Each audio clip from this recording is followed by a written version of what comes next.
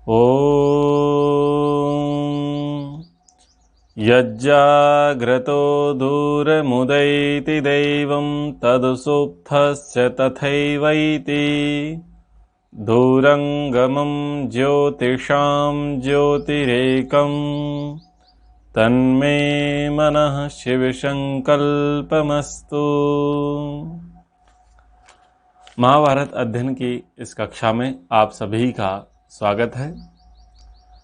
तो द्रौपदी युधिष्ठिर विवाह इस प्रसंग को हम पढ़ रहे हैं और कल के प्रसंग से हमने इतना तो जान ही लिया कि द्रौपदी ने कर्ण का अपमान स्वयंवर में नहीं किया था। तो यहाँ तक के प्रसंगों को हम समझ चुके थे। आज के प्रसंगों के लिए आवृत्ति करा देता हूँ कि क्या द्रौपदी भिक्षा का अन्न थी? क्या माता कुंती ने कहा कि जो आप लाए हो उसको बराबर बराबर बांट लो? क्या उसके बाद द्रौपदी का विवाह पांचों पांडवों के साथ हुआ? और इस सब घटना के पीछे क्या कोई पूर्व काल का श्राप या वरदान था? तो इन सब विषयों पर हम आज चर्चा आगे बढ़ाएंगे। तो कल तक की कक्षा में हमने देखा समझा कि किस प्रकार से अर्जुन ने उस जो स्वयंवर कार्यक्रम रखा गया था उसकी जो शर्त थी उसको जीता। उसके ऐसा करने के बाद तस्मिम अस्तु शब्दे महति प्रवृद्धे युधिष्ठिरो धर्मभृतां वरिष्ठः आवासमेवोपजगाम शीघ्रम सार्धम यमाभ्यां पुरुषोत्तमाभ्याम। यह श्लोक आया है और इसका अर्थ मैं आपके लिए पढ़ रहा हूं। उस समय जब महान कोलाहल बढ़ने लगा तब धर्मात्माओं में श्रेष्ठ युधिष्ठिर पुरुषोत्तम नकुल और सहदेव को साथ लेकर के अपने आवास पर चले गए। क्यों चले गए? भीम और अर्जुन वो केवल और केवल द्रौपद के यहाँ उस राजभवन में रुके हुए थे और ये तीनों भाई उनको छोड़ करके चले गए। उसका कारण दो थे। पहला कारण ये था कि माता कुंती अधिक शोक ना करें, भयभीत ना हो, तो हम उनके पास जाकर के सूचना दे देवें कि स्वयंवर की शर्त जीत ली गई है और युधिष्ठिर हम लोग विजयी हो चुके हैं। और दूसरा ये कि अभी झगड़ा होगा, युद्ध होगा, तनाव होगा। अभी दो ये लोग रहेंगे सामने, अर्जुन और भीम, तो कोई बात नहीं है। लेकिन हम 5 के 5 जब खड़े हो जाएंगे तो फिर लोगों को संदेह बढ़ जाएगा कि कहीं पांडव जीवित तो नहीं। अब संदेह बढ़ जाए तो क्या परेशानी है? तो परेशानी है, जिस परेशानी का वर्णन आगे होगा, तो उसको आप ध्यान से देखिएगा। जब इस प्रकार से हुआ तो राजा द्रुपद अपनी कन्या को पांडवों को देना चाहते थे, उस ब्राह्मणों को देना चाहते थे। तो अन्य जो राजा थे उन लोगों ने इस बात को अपना अपमान माना और अपमान मान करके वो लोग द्रुपद को मारने के लिए आगे बढ़े। ध्यान दीजिए, वो लोग द्रुपद को मारने के लिए आगे बढ़े हैं, द्रौपदी को नहीं। आप जब वी.आर. चोपड़ा का महाभारत देखते हैं अथवा अन्य कोई सीरियल देखते हैं तो वहां पर यही दिखाया जाता है कि वे द्रौपदी को मारने के लिए आगे बढ़ते हैं, परंतु द्रौपदी को मारने के लिए नहीं बढ़ते वो लोग आगे। वो लोग द्रुपद को मारने के लिए आगे बढ़ते हैं और जिनकी रक्षा के लिए भीम और अर्जुन सामने आ जाते हैं। जब भीम और अर्जुन सामने आते हैं तब ब्राह्मण लोग भी, चूंकि वह ब्राह्मण वेश में थे पांडव, तो वहां पर जो ब्राह्मण थे वह भी उनके पक्ष में आए। अजनानि विन्धुन्वन्तः कर्कांश द्विजर्षभा उचुंस्ते भीर्ण कर्तव्या वयम योस्यामहे परान। उस समय अपने मृगचर्म और कमंडलुओं को हिलाते और उछालते हुए वे श्रेष्ठ ब्राह्मण अर्जुन से कहने लगे, तुम डरना मत, हम सब लोग तुम्हारी ओर से शत्रुओं से युद्ध करेंगे। यानी ब्राह्मणों की जो मंडली थी, जिनको बड़ी प्रसन्नता थी कि ब्राह्मण जीते हैं, तो वो सारे के सारे ब्राह्मण अर्जुन और भीम के पक्ष में आकर के खड़े हो गए।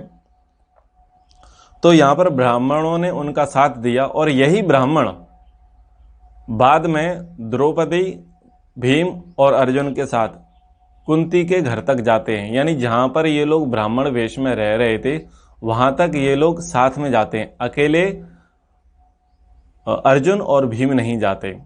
दूसरी बात, तीनों भाई पहले जा चुके हैं, तीनों भाई पहले जा चुके हैं, दो भाई बचते हैं, अर्जुन और भीम। तो इस पंक्ति को भी, इन प्रकरणों को भी आप ठीक से याद रखिएगा, क्योंकि आपको ऐसा बताया गया है कि पांचों पांडव भिक्षा लेकर के आए, यानी पांचों पांडव द्रौपदी को लेकर के आए, परंतु महाभारत में ऐसा नहीं है, पांचों लेकर के नहीं आए। तीन भाई पहले आ चुके थे सूचना देने के लिए कि हम विजयी हो चुके हैं, और दो भाई रह गए थे, और उनमें भी दो भाई केवल अकेले नहीं आए, उनके साथ ब्राह्मण लोग भी आते हैं साथ में। जिन ब्राह्मणों ने युद्ध में वहां साथ दिया, उनके साथ उनका सामर्थ्य बढ़ाने के लिए, प्रोत्साहन करने के लिए ब्राह्मण साथ में खड़े हो गए। इस प्रसंग को आप आगे देखिएगा। तथा कर्णो महातेजा जिष्णु प्रति ययो रणे भीमसेनम ययो शल्यो मद्राणाम ईश्वरो बलि। उस समय महातेजस्वी कर्ण युद्ध के लिए अर्जुन की ओर बढ़ा और महाबली मद्रराज शल्य भीम से जा बढ़े। तो जब भीम और शल्य का युद्ध हुआ और कर्ण का अर्जुन का युद्ध हुआ, तो कर्ण अर्जुन के प्रहारों से, वाणों से घायल हो गया, मूर्छित हो गया, और वह कहने लगा, किम तुम साक्षात धनुर्वेदो रामो व विप्र सत्तमम अत साक्षात हरिहया साक्षात व विष्णु उच्यत। हे विप्र शिरोमणि, आप मूर्तिमान धनुर्वेद हैं या परशुराम, अथवा आप स्वयं इंद्र हैं, या अपनी महिमा से कभी च्युत न होने वाले विष्णु हैं। नाहि मामा हवे क्रुद्धमन्यः साक्षात सचीपते पुमान योधयितुम शक्तः पांडवाद व किरीटिनः। कर्ण आगे कहता है, क्योंकि युद्ध में मेरे कुपित होने पर साक्षात सचीपति इंद्र अथवा किरीटधारी पांडुनंदन अर्जुन के अतिरिक्त कोई ऐसा दूसरा नहीं है जो मेरा सामना कर सके। उसको इस अद्भुत कौशल पर आश्चर्य हो रहा था कि संसार में अभी चार ही ऐसे लोग हैं जो मेरा सामना कर सकते हैं, परंतु उन चारों में आप नहीं हो, तो मैं तो आपको प्रणाम करता हूं। तो अर्जुन कहता है, नास्मि कर्ण धनुर्वेदो नास्मि राम प्रतापवान ब्राह्मणो अस्मि युधाम श्रेष्ठ सर्वशस्त्र वृताम वराह। वो ब्राह्मण रूप में कहते हैं कि हे कर्ण, ना तो मैं धनुर्वेद हूं और ना ही प्रतापी परशुराम, मैं तो संपूर्ण शस्त्रधारियों में उत्तम और योद्धाओं में श्रेष्ठ एक ब्राह्मण हूं। तब वैशंपायन जी जन्मेजय को आगे कहते हैं कि अर्जुन का यह कथन सुन करके महारथी कर्ण ब्रह्म तेज को अजय मानता हुआ उस समय युद्ध छोड़ करके हट गया। ये कारण था। कर्ण ने देखा कि चार लोग हैं जो मुझे पराजित कर सकते हैं या मेरे से युद्ध कर सकते हैं, परंतु चारों में से ये ब्राह्मण अतिरिक्त है और इसने मुझे घायल कर दिया, मेरे धनुष को भी तोड़ दिया। तो अब इससे अधिक युद्ध करने की, इसके पीछे अधिक मेहनत करने की आवश्यकता नहीं है, क्योंकि ब्रह्म तेज अजय होता है। ब्राह्मणों से लड़ना अच्छी बात नहीं है। यदि ब्राह्मणों, ये मान्यता थी कि यदि ब्राह्मणों को जीत भी लिया तब भी एक प्रकार से पराजय ही है, क्योंकि ब्राह्मण क्षत्रियों के पूजनीय हैं। तो बोले ब्रह्म तेज अजय है, इसलिए अब इनसे लड़ना ठीक नहीं है। और यही एक कारण था कि वो तीन भाई पहले ही चले गए, क्योंकि अगर वो यहाँ पर एक्सपोज हो जाते तो फिर उस ब्राह्मण की मर्यादा नहीं रहती और हो सकता था कि वहां पर कुछ बहुत ज्यादा अनिष्ट हो जाता, पांडु कुमारों की हत्या हो जाती, षड्यंत्र पूर्वक कुछ भी हो सकता था। इसलिए वो तीन भाई वहां से चले गए, क्योंकि दो रहेंगे तो पहचान में नहीं आएंगे। तो ये भी एक कारण रहा उनके वहां से जाने का। आगे की स्थिति देखिए, जब इस प्रकार से घटना घटी तो अन्य लोग कहने लगे, को ही राधा सुतम कर्ण शक्तो योध युतुम रणे अन्यत्र रामाद द्रोणाद वा पांडाद वा किरीटिनः। जब भीमसेन ने शल्य को भूमि पर दे पटका तो सब राजा लोग, अन्य जितने राजा थे, योद्धा थे, वो सब पीछे हट गए। कहने लगे कि परशुराम, द्रोणाचार्य अथवा पांडु नंदन अर्जुन के सिवा दूसरा ऐसा कौन होगा जो युद्ध में राधा नंदन कर्ण को हरा सके। इसलिए अब ये ब्राह्मण श्रेष्ठ हैं, ब्राह्मण अजेय हैं, अब इनसे युद्ध मत करो। फिर भी कुछ लोगों के बीच में युद्ध की भावना थी, वो उठ उठ करके आ रहे थे और अपना कौशल दिखाना चाह रहे थे, अहंकार उनके अंदर बहुत ज्यादा था। तब तत्कर्म भीमस्य समीक्ष्य कृष्णः कुंती सुतौ तौ परिशंकमान निवारयामास महीपतिस्तान धर्मेण लब्धेत अनुनीय सर्वान। जनेन हे जन्मेजय, उधर भीमसेन का वह अद्भुत कार्य देख श्री कृष्ण यह सोचते हुए कि ये दोनों भाई कुंती कुमार भीमसेन और अर्जुन ही हैं, उन सब राजाओं को यह समझाकर कि इन्होंने धर्म पूर्वक द्रौपदी को प्राप्त किया है, अनुनय पूर्वक युद्ध से सबको रोक दिया। इससे पहले श्री कृष्ण जी को और बलराम जी को भी पता नहीं था कि ये दोनों कौन हैं, क्योंकि जिस प्रकार से युद्ध किया और कम समय में ही उन्होंने सबको परास्त कर दिया, तो जो संदेह था वो संदेह अब संशय मिट चुका था और वो अच्छी प्रकार से समझ चुके थे कि ये दोनों भीम और अर्जुन ही हैं। तो फिर बीच बचाया कराते हैं श्री कृष्ण जी और उनको हटा देते हैं। अब आगे की घटना आप सुनिए। तेषां माता बहुविधं विनाशं पर्यचिन्तयन् यत् अनागच्छतसु पुत्रेषु भक्षे काले विगच्छति धार्तराष्ट्रे हता न स्युः विज्ञाय कुरु पुंगवाः मायान्वितैर्व रक्षोभिः सुघोरैर्दृढ़ वैरिभिः। अब माता कुंती की आप चिंता सुनिए। इधर भिक्षा से लौटने का समय बीत जाने पर भी जब पुत्र नहीं लौटे, तब उनकी माता कुंती देवी स्नेहवश अनेक प्रकार की चिंताओं में डूबकर उनके विनाश की आशंका करने लगी। कहीं ऐसा तो नहीं हुआ कि धृतराष्ट्र के पुत्रों ने कुरुश्रेष्ठ पांडवों को पहचानकर उनकी हत्या कर डाली हो, अथवा दृढ़ता पूर्वक वैर भाव को मन में रखने वाले भयंकर मायावी राक्षसों ने तो मेरे पुत्रों को नहीं मार डाला।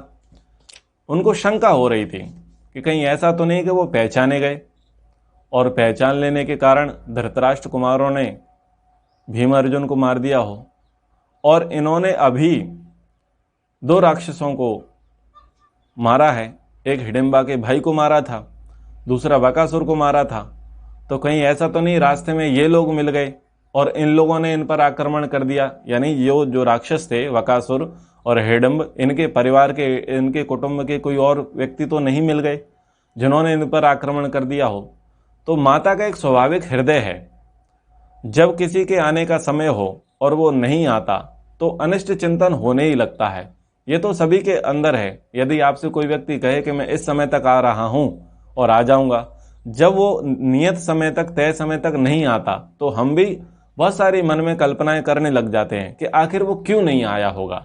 तो ऐसी ही कल्पना यहां पर कुंती करने लग गई।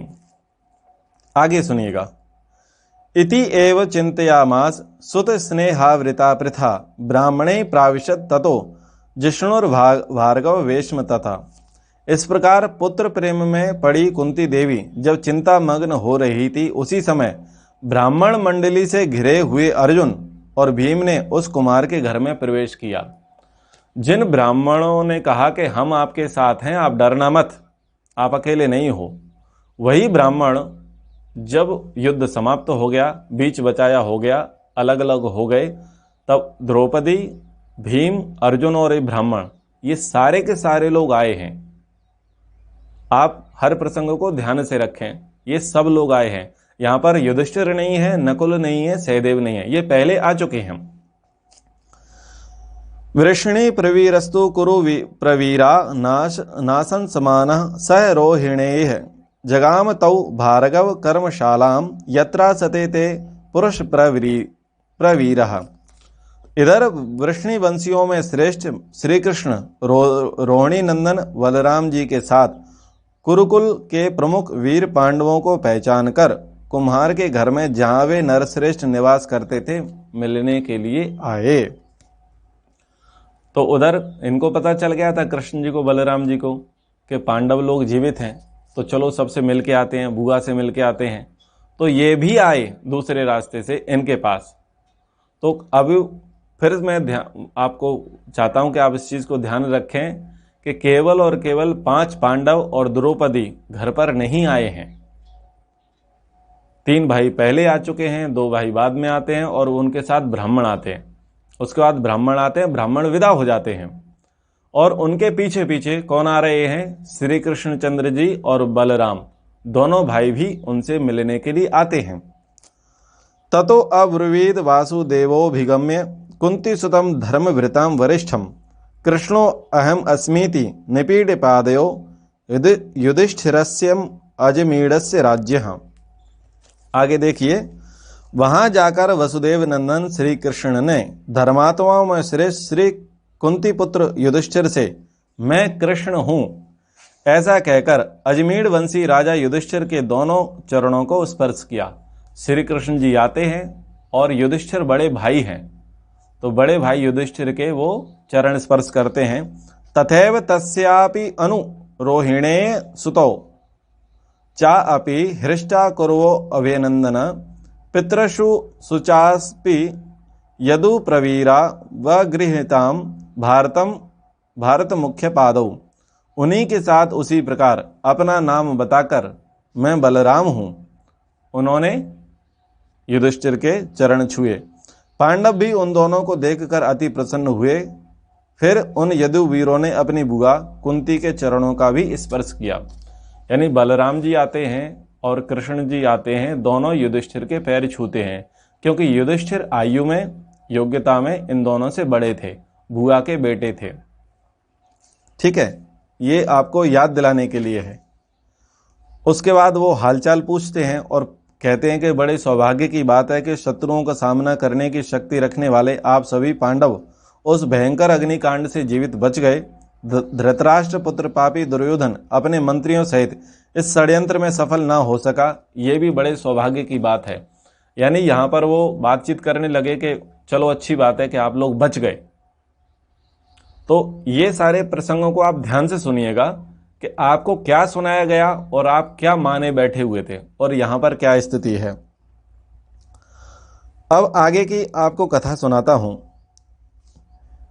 वैशंपायन जी जन्मेजय को कहते हैं कि जब कुरु नंदन भीमसेन और अर्जुन कुमार के घर जा रहे थे, उसी समय पांचाल कुमार धृष्टद्युम्न गुप्त रूप से उनके पीछे लग लिया, क्योंकि वो जानता था कि कहीं ना कहीं ये ब्राह्मण तो है नहीं, है तो ब्राह्मण वेश में कोई और आखिर ये मेरी बहन को लेकर के कहाँ गए हैं, कहाँ रह रहे हैं। तो ये भी उनके पीछे पीछे आ गया। कौन आया? धृष्टद्युम्न, द्रौपदी का भाई। उन्होंने चारों ओर अपने सेवकों को बिठा दिया और स्वयं भी अज्ञात रूप से कुमार के घर के पास ही छिप गया। वो आया, अकेला नहीं आया, अपने सेवकों को लेकर के आता है और उनकी रेकी करने लग जाता है, उनको ताड़ने लग जाता है, उनको वॉच करने लग जाता है दूर से कि क्या हो रहा है। सायंकाल होने पर शत्रुओं का मान मर्दन करने वाले भीमसेन, अर्जुन और महानुभाव नकुल सहदेव ने भिक्षा लाकर युधिष्ठिर को निवेदन की। इन सबका अंतःकरण उदार था। तो भीमसेन, अर्जुन और महानुभाव नकुल सहदेव ने भिक्षा लाकर युधिष्ठिर को निवेदन की, क्योंकि भीम और अर्जुन जो थे, नकुल जी जो थे, इन सब में बड़े कौन थे? युधिष्ठिर। तो इन्होंने युधिष्ठिर को दिया और युधिष्ठिर ने कुंती को दिया। ऐसा नहीं है कि जिस समय ये पांडव लोग आए, जैसा कि आपको कथा बताई जाती है, मैं फिर से उस प्रसंग पर आता हूं। आपको इस प्रकार से कथा बताई जाती है कि कुंती माता सायं के समय ईश्वर की आराधना कर रही थी, किसी देवता की पूजा कर रही थी, और जब इन पांडवों ने घर में प्रवेश किया द्रौपदी को साथ लेकर के, तो माता ने ऐसा जाना कि बच्चे भिक्षा लेकर के आए हैं। तो उन्होंने कहा कि माता देखो हम क्या लाए हैं। तो माता ने कहा कि बेटा जो भी लाए हो आपस में बांट लो। ऐसी बात सबको बता दी गई। जबकि महाभारत ये कह रही है कि कुंती अच्छी प्रकार से जानती थी कि वो कहाँ गए हैं, और 3 भाइयों ने आकर के सूचना दे दी कि थोड़ी देर में वो आने वाले हैं, और वो वहां किसी देव की आराधना नहीं कर रही। वो चिंता में है कि अब तक क्यों नहीं आए, अब तक क्यों नहीं आए। दूसरी बात, जो ये कहते हैं कि पीट करके थी और उन्होंने बिना देखे ही बोल दिया, तो हमेशा हमारे यहाँ एक शिष्टाचार का नियम है कि पहले बड़ों को नमस्ते किया जाता है, प्रणाम किया जाता है, पैर छुए जाते हैं, उसको आवाज़ दी जाती है। कोई अगर पीठ किया हुआ है तो उससे संबोधन नहीं किया जाता, और पीठ पीछे मुड़ करके कोई शिष्टाचार नहीं है किसी से बात करने का। तो ये आप अनुशासन पर्व में भी आगे पढ़ेंगे और नीति शास्त्रों में भी आप पढ़ेंगे कि वार्ता जब करनी होती है और कोई किसी से वार्ता कर रहा है तो पीठ करके बात नहीं करते, आमने सामने बात करते हैं, फ्रंट पर बात करते हैं। और जिससे बात करनी होती है पहले उसको संबोधित किया जाता है, विषय बताया जाता है, ये नियम होता है। तो वहां पर ये अमर्यादित व्याख्यान लागू होता ही नहीं है कि वो किसी देव की आराधना कर रही थी तो उसने उठना उचित नहीं समझा और बिना देखे ही उसने कह दिया कि हम भिक्षा लेके आए। अगर वो देव की आराधना कर रही थी और उसने ये सोचा कि यहां से उठना उचित नहीं है, तो एक और बात ध्यान दीजिए, क्या उनको नहीं दिख रहा था पांडवों को कि मेरी माता आराधना कर रही, संध्या कर रही है? तो ऐसे में वो आवाज नहीं लगाएंगे। यदि वो कर रही होगी तुम्हारे कहने के अनुसार, तुमने जहां पर पढ़ा हो, जहां देखा हो, या इसके बीच में जो भी व्यक्ति बीच में तर्क करने के लिए आएगा, मैं उस तर्क करने वाले के लिए कह रहा हूं कि यदि कुंती माता वहां पर संध्या उपासना कर रही थी, किसी देव की आराधना कर रही थी, तो बच्चे वो इतने मूर्ख नहीं थे कि घर के दरवाजे में बाहर से आकर के चिल्लाएंगे, देखो माँ बाहर आओ, हम क्या लाए हैं। ऐसा नहीं बोलेंगे। शाम का समय है, सबको पता है कि यदि उपासना का समय है तो व्यक्ति कभी डिस्टर्ब नहीं करता। हमारे यहाँ गुरुकुल में नहीं करते लोग डिस्टर्ब। पता है कि ये समय है गुरु आचार्यों का उपासना करने का, संध्या करने का। लोग फोन भी नहीं करते। ये तो आज भी लोग व्यवहार जानते, तो क्या उस जमाने में व्यवहार नहीं जानते थे? तो यदि वो पूजा कर रही होंगी, मान लो आपकी बात हम मान लेते हैं, यदि वो पूजा कर रही होंगी तो पुत्रों ने देख लिया होगा शांति से पूजा कर रही हैं, संध्या उपासना कर रही, तो अभी मत बोलो। तो ये दोनों ही तर्कों से ये बातें कट जाती हैं कि वो भिक्षा लेकर के आए थे, उन्होंने पीठ मुंह फेर के देखा नहीं और बोल दिया कि आधे आधे में बांट लो। ये सारी बातें खंडित होती हैं तर्क से, और इतिहास तो बता ही रहा है कि ऐसा वहां पर कोई घटनाक्रम हुआ ही नहीं है। आगे चलते हैं। ततः तो कुंती द्रुपदम आत्मजाम ताम उवाच काले वचनम वदान्या त्वम अग्रमादाय कुरुष्व भद्रे बलिम च विप्राय च देहि भिक्षाम। पांडवों ने भिक्षा किसको दी? कुंती को। कुंती किसको कह रही है वो सुनिए। उस समय उदार हृदया कुंती मां ने द्रौपदी से कहा, वो कह रही हैं किनसे? द्रौपदी से, हे भद्रे, तुम भोजन का प्रथम भाग लेकर उससे बलि वैश्य देव यज्ञ करो और ब्राह्मणों को भिक्षा दो। उस समय ब्राह्मण भी वहां पर थे। याद कीजिए, अर्जुन और भीम के साथ ब्राह्मण मंडली आई थी। तो जो कुछ भिक्षा में था, जो ये लोग पहले लेकर के आ गए थे, कुछ युधिष्ठिर, भीम, नकुल, और कुछ ये लेके आए, उन सबको मिलाकर के किसको दिया? कुंती को।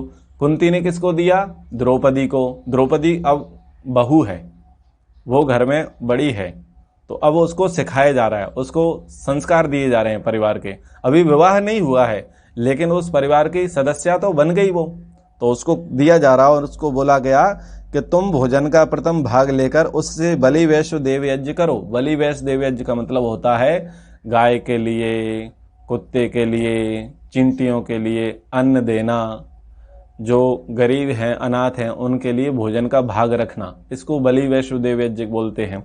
और फिर कहा कि उसके बाद आप ब्राह्मणों को भिक्षा दो, जो ब्राह्मण आए हुए हैं उनको भी कुछ भोजन दो, इसमें से जो हम सब लेकर के आए हैं। आगे ध्यान से सुनिएगा। ये चा अन्नम इच्छन्ति ददस्व तेभ्यः परिसृता ये परितो मनुष्याः यतश्च शेषम प्रविभज्य शीघ्रम अर्धम चतुर्धा मम चा आत्मनश्य। और उसके बाद कहती हैं, ये चा अन्नम इच्छन्ति ददस्व, और जो अन्न की इच्छा रखने वाले हैं, हमारे आश्रित मनुष्य हैं, जो भोजन करना चाहते हैं, उनको भोजन परोसो। फिर जो शेष बचे उसका शीघ्र ही इस प्रकार विभाग करो। जितना बच जाए उसका कैसे विभाग करना है कि अन्न का आधा भाग एक के लिए रख दो। जितना बचा उसमें से आधा भाग एक के लिए रख दो। शेष के 6 भाग करके 4 भाइयों के लिए 4 भाग पृथक पृथक रख दो। तत्पश्चात मेरे और अपने लिए भी एक एक भाग अलग अलग परोस दो। जितना भिक्षा का अन्न था उसमें से सबसे पहले भाग किसको दे दिया? गाय के लिए, पशुओं के लिए, पक्षियों के लिए। दूसरा भाग किसको दे दिया? पूरे अन्न में से ब्राह्मणों के लिए। अब जितना अन्न बचा, जितना भी भोजन की सामग्री बची, उसमें से एक उसका जो आधा हिस्सा है वो आधा हिस्सा किसके लिए रख दिया गया? भीम के लिए। और जो आधा हिस्सा बचा था उस आधे में से 6 हिस्से किए अर्जुन के लिए, युधिष्ठिर के लिए, नकुल के लिए, सहदेव के लिए, कुंती के लिए और द्रौपदी के लिए। इस प्रकार से भिक्षा के अन्न का बंटवारा हुआ। तो आप सोचिए कि भिक्षा के अन्न का किस प्रकार बंटवारा हुआ है और लोगों ने भिक्षा का अन्न किसको समझा और किस में बांट दिया, ये विचार कीजिएगा। तो कहते हैं कि आपने जो आधा अन्न का भाग बांट के रखा है, बचा के रखा है, ये भीमसेन जी के लिए ये बहुत ज्यादा खाते हैं। फिर वे शूरवीर पांडव सेनापतियों के योग अद्भुत कथाएं कहने लगे और उन्होंने नाना प्रकार के दिव्यास्त्रों, रथों, हाथियों, तलवारों, गदाओं और फरसों के विषय में भी वार्तालाप की। शाम के समय वो युद्ध के विषय में, अस्त्र शस्त्रों के विषय में बातचीत करने लगे। अब धृष्टद्युम्न वहीं पर हैं, छुपे हुए हैं, वो सारी चीजों को वॉच कर रहे हैं। धृष्टद्युम्नो राजपुत्रस्तु सर्वं विवृत्तम तेषां कथितं चैव रात्रौ सर्वं राज्ये द्रुपदायाखिलेन निवेदयसि त्वरितो जगाम। तब राजकुमार धृष्टद्युम्न रात में पांडवों का इतिहास तथा उनकी कही हुई सभी बातें राजा द्रुपद को पूर्ण रूप से सुनाने के लिए बड़ी उतावले होकर के राजभवन के लिए गए। रात्रि में अब द्रुपद धृष्टद्युम्न कहाँ जाते हैं? वो अपने घर जाते हैं। यानी ब्राह्मण विदा हो चुके, श्री कृष्णचंद्र जी, बलराम जी विदा हो चुके, और रात्रि में कौन विदा हो रहा है? रात्रि में विदा हो रहा है धृष्टद्युम्न। और अभी विवाह तय नहीं हुआ है, अभी तो केवल उसको जीत करके लेके आए और वो रह रही है। आगे सुनिए। जब धृष्टद्युम्न पिता के पास जाते हैं तो फिर बोलते हैं कि जिस प्रकार वे युद्ध का वर्णन करते थे उससे यह मान लेने में तनिक भी संदेह नहीं रह जाता कि वे लोग क्षत्रिय शिरोमणि हैं। धृष्टद्युम्न अपने पिता को कह रहा है, हमने सुना है कि कुंती कुमार लाक्षागृह की अग्नि में जलने से बच गए थे, अतः हमारे मन में जो पांडवों से संबंध रखने की अभिलाषा थी निश्चय ही वो सफल जान पड़ती है। वो अपने पिता को बोलता है। उसके बाद द्रुपद कहते हैं कि हे जन्मेजय, ततः सा राजा द्रुपदा प्रहृष्ट पुरोहितं प्रेषयामास तेषां विद्यां युष्मान् इति भाषमाणो महात्मानः पांडुसुतास्तु कश्चित्। तो वैशंपायन जन्मे जी को कहते हैं कि इस समाचार से राजा द्रुपद को बड़ी प्रसन्नता हुई और उन्होंने उसी समय उनके पास अपने पुरोहित को भेजते हुए कहा, आप लोग उनसे जाकर के कहना कि हम लोग आपका परिचय जानना चाहते हैं, क्या आप पांडु के पुत्र हैं? यानी दूसरे दिन सुबह पुरोहित का चयन किया जाता है और पुरोहित पांडवों के पास जाते हैं। पुरोहित जब पांडवों के पास जाते हैं तो पांडव आते हैं, पांडवों के पास पुरोहित आते हैं और वो कहते हैं कि हे वरदान पाने के योग्य वीर पुरुषों, वर देने में समर्थ पांचाल देश के राजा द्रुपद आप लोगों का परिचय जानना चाहते हैं। इस वीर पुरुष को लक्ष्य भेद करते देखकर उनके हर्ष की कोई सीमा नहीं रही। आप लोग अपने वर्ण, कुल आदि का यथार्थ रूप से वर्णन करें और पांचाल नरेश के हृदय को आनंदित करें। यानी अब हम आपका कुल खानदान जानना चाहते हैं, वर्ण गोत्र आदि जानना चाहते हैं, आप उसका परिचय करें। तो युधिष्ठिर बोलते हैं, पांचाल राजेन श्रुता निसृष्टा स्वधर्म दृष्टेन यथा न कामात् प्रतिष्ठ शुल्का द्रुपदेन राज्यां सातेन वीरण तथा नुवृता। युधिष्ठिर बोले, हे ब्राह्मण, पांचाल राज द्रुपद ने यह कन्या अपनी इच्छा से नहीं दी है। उन्होंने अपने धर्म के अनुसार लक्ष्य भेद की शर्त रखकर अपनी पुत्री देने का निश्चय किया था। उस वीर पुरुष ने उसी शर्त को पूर्ण करके यह कन्या प्राप्त की है। तो ये बातें हो चुकी और उन्होंने कहा कि राजा द्रुपद ने वर्णशील कुलगोत्र इसके विषय में नहीं पूछा था कि इनको देख करके मैं कन्या का वर्ण कराऊंगा। जो शर्त थी वो हमने पूरी कर दी है। तो वैशंपायन जी जन्मेजय को बता रहे हैं कि राजा युधिष्ठिर ऐसा कह ही रहे थे कि पांचाल राज द्रुपद के पास से एक दूसरा मनुष्य यह समाचार देने के लिए आया कि राजभवन में आप लोगों के लिए भोजन तैयार है। यानी राजा द्रुपद को बड़ी जल्दी थी और पुरोहित का समाचार जब तक उन्होंने नहीं मिला तब तक एक दूसरे व्यक्ति को उन्होंने भेज दिया और उन्होंने कहा कि जाओ उनको बोलो कि आपका भोजन तैयार है, आपका राजभवन में भोजन है। तो भोजन के लिए कुंती, द्रौपदी और पांचों भाई ये सारे के सारे राजा द्रुपद के महल में आते हैं। तब राजा द्रुपद पूछते हैं, कथम जानीम भवता क्षत्रियान ब्राह्मणानुत वैश्यान व गुण संपन्नान अथवा शूद्र योनिजान। वो अपनी तसल्ली के लिए पूछना चाहते हैं कि हमें किस प्रकार ज्ञात हो कि आप लोग किस वर्ण के हैं। हम आपको क्षत्रिय, ब्राह्मण, गुण संपन्न, वैश्य अथवा शूद्र हम आपको क्या समझें।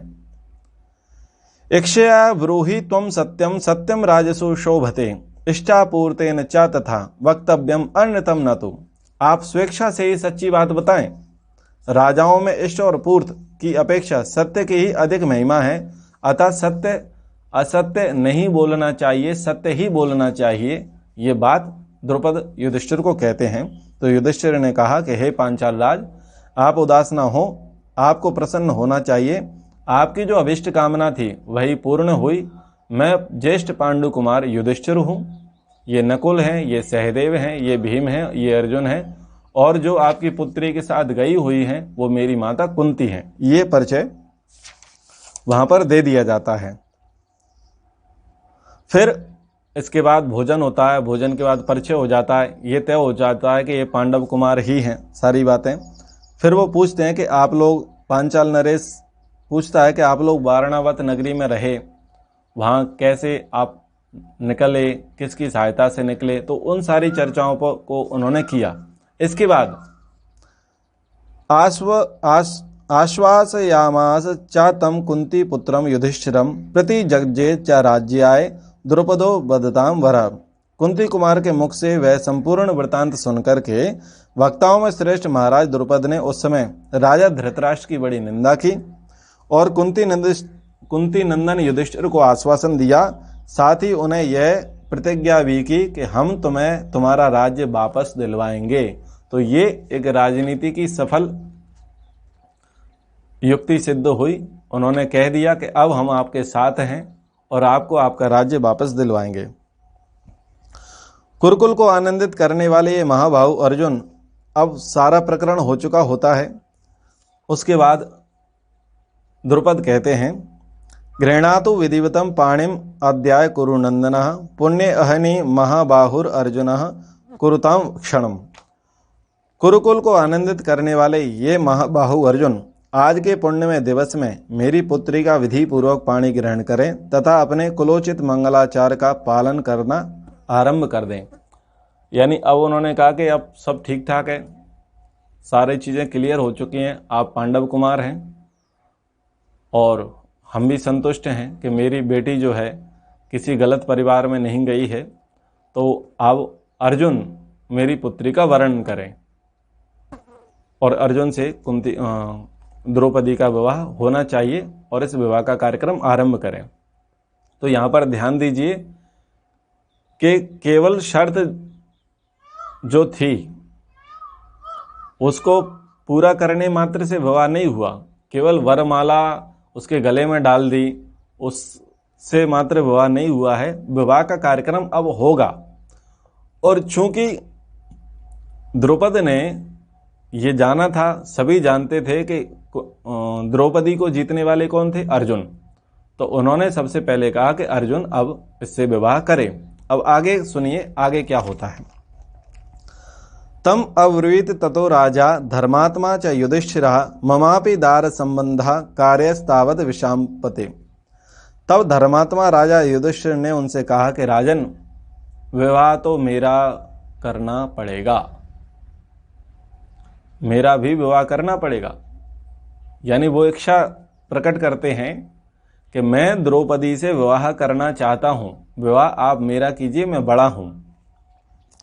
तब द्रुपद क्या कहते हैं वो सुनिए।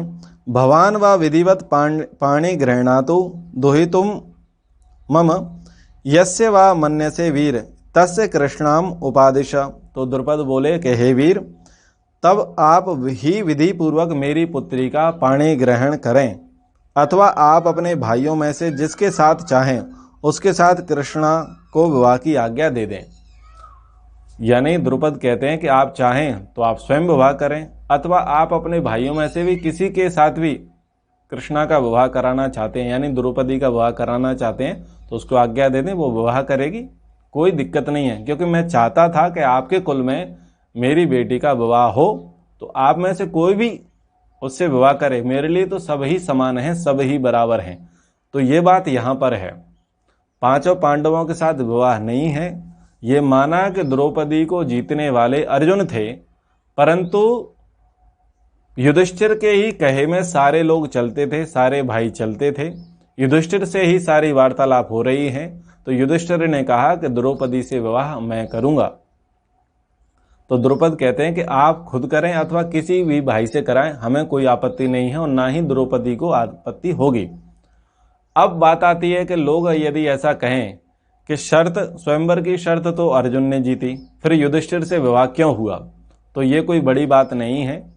भीष्म ने सबसे पहले किसके लिए कन्या लेकर के आए? अपने पिता के लिए। तो कन्या को जो लेकर के गए, तो क्या वो खुद के लिए लेकर के गए? ना, वो अपने पिता के लिए लेके गए। अंबा, अंबिके, अंबालिके, तीनों का वो अपहरण करके लेके आए, उनको जीत के लेके आए। उनमें से एक कन्या बोली अंबा कि भाई मैं आपके बेटे के साथ विवाह नहीं कर सकती, मैं तो शाल्व देश के राजा से प्रेम करती हूँ।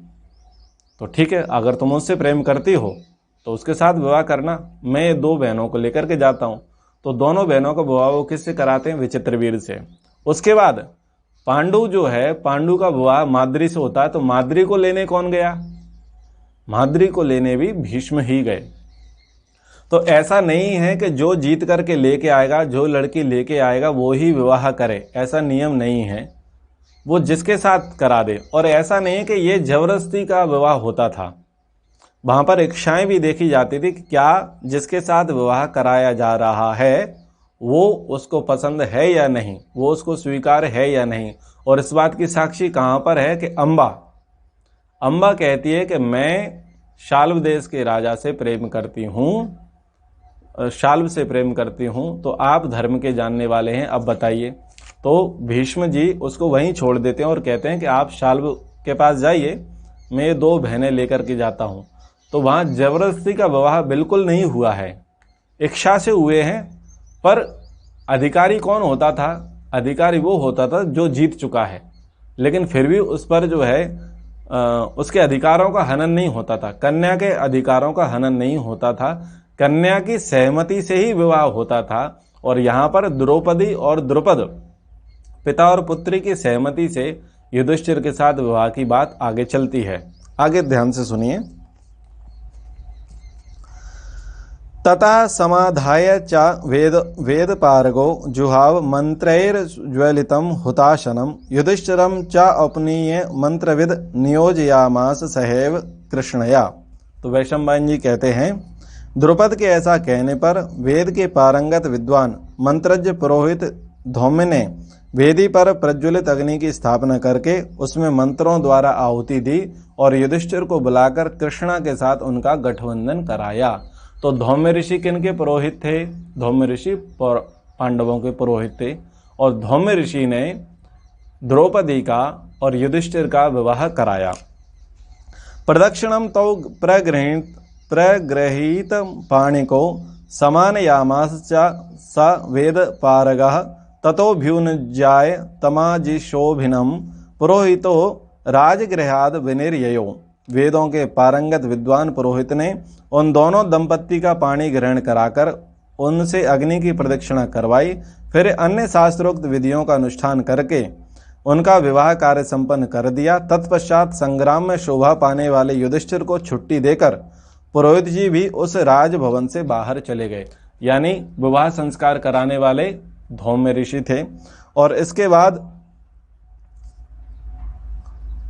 आशीर्वचन का कार्यक्रम होता है और आशीर्वचन दिए जाते हैं कुंती के द्वारा कि हे पुत्री, जैसे इंद्राणी इंद्र में, स्वाहा अग्नि में, रोहिणी चंद्रमा में, दमयंती नल में, भद्रा कुबेर में, अरुंधति वशिष्ठ में तथा लक्ष्मी नारायण में भक्ति भाव से प्रेम रखती थी, उसी प्रकार तुम भी अपने पति युधिष्ठिर के प्रति अनुरक्त रहो।